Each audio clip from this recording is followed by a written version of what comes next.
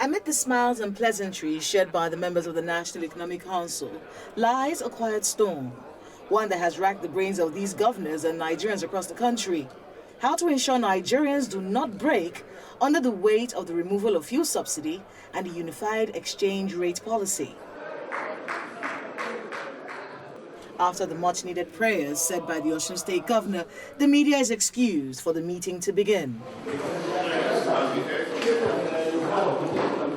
6 hours later, a contingent of governors and the acting chairman of the CBN brief on the resolutions of the council, beginning with the highly speculated cash transfer program. We didn't sit down there to begin to say, oh, okay, this one, your cash transfer will be like what is being bandied in the media, whether it's 8,000 or 10,000 or 1,000 or whatever. It will depend on what the state, if the state can afford it, and what they can afford. He goes further to explain that the National Economic Council has questioned the integrity of state social registers and why an integrity test is necessary. There was almost near unanimity among members that there is a big question mark about the integrity of the so-called National Social Register. The integrity test is what is missing with that register. Many have described what is being counted as National Register as either bogus, some describe it as phantom, some describe it as in all manner of terms. So we need to face the problem, the fact that we don't have a credible register, and get back to work on this. Council says they are seeking to create a balance between investment and consumption so as not to just pump money into the economy at the risk of higher inflation. The consensus is a need to invest more in infrastructure, especially roads. Meanwhile, the Bauchi State Governor, Bala Mohammed, says food items will also be distributed to the states.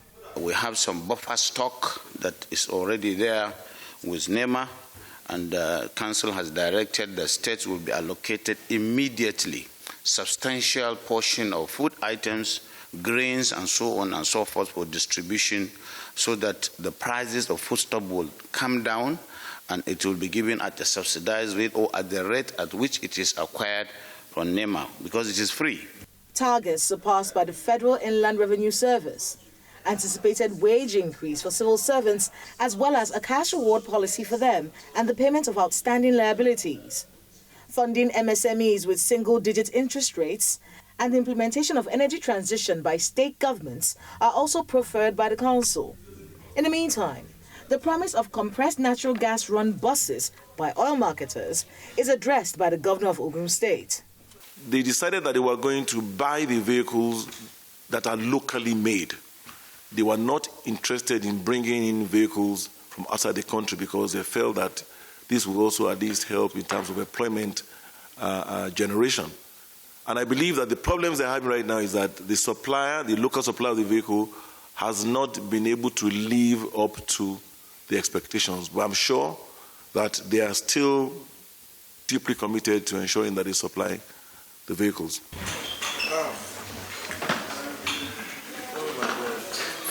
A lot of the things that we've heard from the National Economic Council after this meeting has raised a lot of questions and basically puts a lot of the decisions in the hands of government officials. The cash transfer program has to be done at the state levels based on their capacity. The social register at the state levels also have to be compiled by government officials at that level.